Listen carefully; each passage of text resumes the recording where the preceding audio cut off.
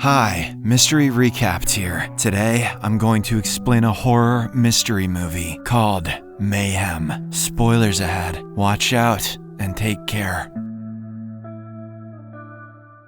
The movie begins as we learn about the ID7, or Red Eye virus, which is rapidly spreading worldwide. The virus does not kill its host, but rather infects neural pathways, causing them to act out their darkest impulses, like the desire to kill. One of the first Red Eye carriers was Neville Reed, who committed the first known murder while infected with the virus. His lawyers, however, were able to prove his innocence, arguing that one is not responsible for their actions while under the influence of ID7. Next, we meet our protagonist, Derek Cho, who is a lawyer at a company called TSC. He began as a humble employee and worked tirelessly to achieve levels of success that his family had never seen. Despite his efforts, he was never rewarded until he discovered a loophole in Neville's case and successfully secured his acquittal for murder. This victory finally resulted in a significant promotion and a coveted corner office. However, as he continued climbing the corporate ladder, he gradually began to lose his inner values. One morning, when Derek arrives at his office, he meets with a borrower named Melanie, who is facing eviction due to late payments. She pleads for 2 more months, but Derek tells her he doesn't have the authority to make that decision, as the bank is only a client of their company. He also reveals that this decision was made by Irene Smith, one of the TSC's partners whom he is unable to oppose. Derek asks the woman to leave, but she refuses to budge without meeting Irene. With no other choice, he calls security, who forcefully escorts Melanie away from there. Next, Derek takes a sip of water, not realizing it contains some ID7 virus particles. He is then visited by the receptionist, who says that he will be held accountable for a mistake involving one of their most important clients, Vandacor. Derek is shocked upon hearing this, as he has never handled any cases for Vandacor before. Meanwhile, we see the virus begin to spread throughout the office as people start developing red eyes. In the next scene, Derek heads to the upper floor and confronts his superior, Kara Powell. He asks about the Vandacor situation and why he's being blamed for something he did not do, but Kara provides evidence that the case was assigned to him, and it becomes clear that she had him set up by forging documents. It turns out she made a big blunder on a case and is now trying to use Derek as a scapegoat. Kara then asks him to take responsibility and offers him a large sum of money if he agrees. However, Derek declines the offer and demands that they report the situation to their boss. They both then decide to go upstairs to the director's penthouse and plead their cases. In the elevator, Kara uses her key card to access the upper floor, as only she has permission to enter that area. When they arrive, Derek informs the CEO, John Towers, that Kara falsified some documents and is putting blame on him for something he didn't do. However, the boss doesn't seem to care.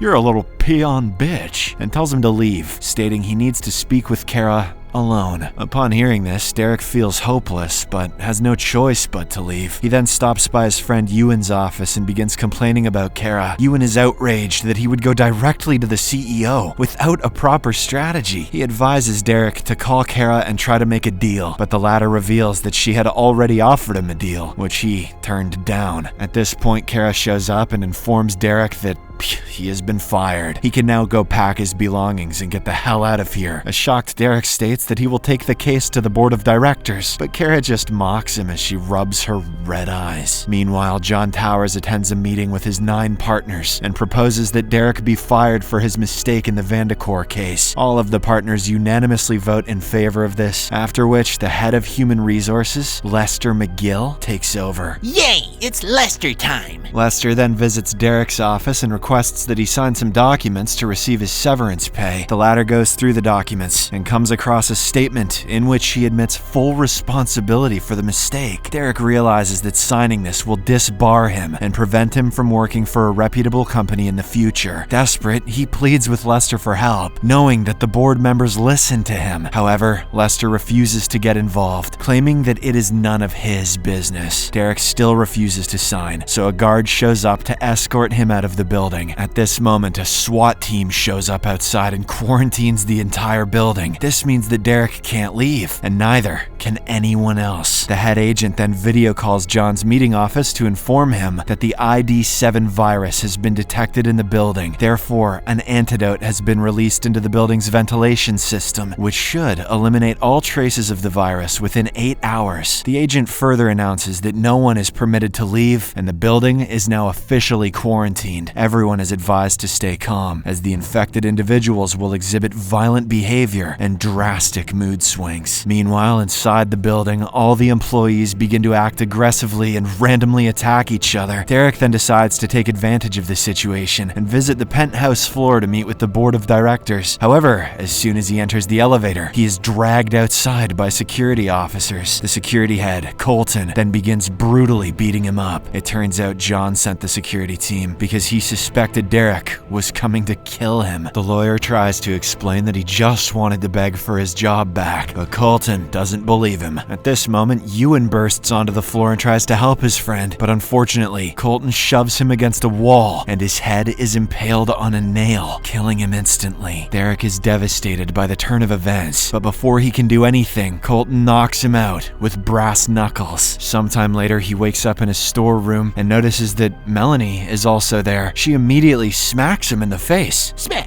And the lawyer responds with his own blow. After a brief scuffle, Derek suddenly suggests they join forces and head to the penthouse together. He claims that she will find Irene Smith there, the woman who evicted her. Melanie initially refuses to trust him, but after careful consideration, she decides to take the chance. Next, Derek gets to work and improvises a makeshift telephone using a rope, a board, and a phone. He then contacts Vandecor's director and also includes John in the conference call. During the call, Derek exposes the truth about how his company mishandled Vandecor's case, costing the client millions of dollars. He also describes how his superiors refused to accept responsibility and instead used him as a scapegoat to cover it up. After hearing all of this, the director of Vandecor becomes enraged and immediately terminates the partnership with TSC. He tears down the contract paper during the video call before finally hanging up. This infuriates John, so he orders a group of security officers to kill Derek immediately. However, our hero has already anticipated this beforehand. As soon as the guards enter the storeroom, Melanie distracts them and Derek knocks them out. The duo then arms themselves with various tools as makeshift weapons and begins their journey upstairs. Derek explains to Melanie that they can only get into the penthouse with a special key card because the elevator operator is not giving out codes. Their plan requires them to first go to Lester and take his key card to reach Kara's floor. They will then need to obtain her key card, which will finally allow them access to the penthouse. Soon enough, the duo reaches the 6th floor, and Melanie tries to shoot Lester with a nail gun. He deflects the attack and quickly locks himself inside his office, but an enraged Derek kicks down the door. The duo then demands that Lester turn over his key card, and he seemingly obliges. But seconds later, he pulls out a pair of scissors from his pocket and stabs Derek in the hand. He then turns his attention to Melanie and tries to kill her. It appears that Lester's about to succeed, but at the last moment she grabs a circular saw and tears through his body. Before heading upstairs, Derek sends John a video of Lester's dead body and warns him that he'll be next. This terrifies the boss, so he immediately calls Kara to inform her that Derek is on his way to her office. He urges her to destroy her keycard to prevent him from reaching the penthouse. Kara initially refuses, as it is her only trump card, but when he offers to make her a partner, she readily accepts. However, as she hangs up the phone, she starts to have second thoughts. She then gives the key card to her assistant Meg and instructs her to hide it somewhere without telling her the location. In the meantime, John sends out a message to all staff and offers $450,000 to anyone who can kill Derek. Not long after, the duo arrives at Kara's floor, where she has already assembled a team of employees to protect her. Kara and Meg then run away, while Derek and Melanie start fighting the employees. After a long and bloody battle, the duo manages to eliminate all of the employees. They then enter Kara's office and demand the key card, which she refuses to give at first. However, when Derek moves closer to kill her, she has no choice but to comply. Kara then summons Meg and asks her to give her back the key card. The assistant agrees, but soon reveals a burnt piece of plastic, which shocks everyone. Meg explains that the upper levels had already suspected Kara would betray them, so they offered her a promotion in exchange for destroying the keycard. This revelation sparks a heated argument between the two women, which ultimately ends when Meg kills Kara with a pair of scissors. The scissors in this place are OP.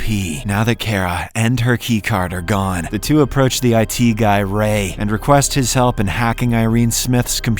Ray happily agrees and sends a virus to the old woman, who downloads it without suspicion. The virus quickly deletes all of her computer's data, but Ray manages to save a backup before it is erased. After this, Irene calls Ray, but it is answered by Derek, who informs her that her computer has been hacked. He demands that she come downstairs to hand over her keycard if she wants her data back. Worried, Irene approaches John and informs him that she's going downstairs. He obviously opposes this, but she reassures him that she has a plan. Soon, Irene meets the duo in a conference room where she tries to search for a hidden gun under the table. However, it turns out that Derek has already found the gun. Irene then hands over her keycard and requests a copy of her hard drive, but Melanie insists that she also sign her mortgage. In response, the old woman laughs and states that even if she signs it now, she can later claim she was under the influence of the virus to have it invalidated. Upon hearing this, Melanie gets so angry that she smashes the laptop containing all of Irene's data. She also asks Derek to leave, saying she will deal with the old woman alone. However, as Derek tries to leave, he is ambushed by Colton, who had been waiting just outside the door. Meanwhile, inside the room, the two women engage in a heated fight, with Melanie eventually gaining the upper hand. She is about to kill Irene when the latter suddenly reveals that the keycard is useless without an access code. On the other hand, Colton takes out a pepper spray canister and prepares to burn Derek's eyes. However, our hero collects the liquid in his mouth and spits it directly into Colton's face, causing the man to scream in pain and retreat. After this, Derek demands the access code from Irene, but she offers to give it only if he hands over Melanie. The woman is furious at Melanie for destroying all her data and wants revenge. With only 25 minutes left in the quarantine, Derek makes the tough decision to betray his new friend. He then immediately punches Melanie and ties her to a chair. She accuses him of being a traitor and curses at him, but he simply kisses her before leaving. Next, Derek heads to the elevator with Irene, who enters the access code for the penthouse. However, before the doors close, he shows her some bolts in his hand, which belonged to the chair Melanie was tied to. It turns out that he loosened them while tying her up earlier. With this, Melanie easily frees herself and kills Irene with a hammer, while Derek listens to the commotion with amusement. Moments later, Derek finally arrives at the penthouse, where the board is waiting for him with champagne and applause. They commend his efforts, and John offers him a partnership, which is more than Derek ever dreamt of in his life. However, he refuses the offer, which leads to an intense fight between him and the CEO. After a long and brutal battle, Derek asks the board members if they want him to kill John, and they unanimously vote in favor. With this, the lawyer throws his boss over the railing to his death, just as the quarantine is lifted. After the chaos subsides, Derek finally approaches the 8 board members and explains his situation. They offer him the position of the next CEO, which he accepts without hesitation. As his first task, he extends Melanie's loan, after which he immediately informs the board that he is quitting. In the final scene, a few days have passed, and the CDC announces that they have finally developed a vaccine after what happened at TSC. We then see Derek and Melanie smiling at each other while painting peacefully in an art class, implying that they are together now, and seemingly both broke and unemployed. Subscribe for more videos like this, turn on notifications, and leave a like to help the channel out.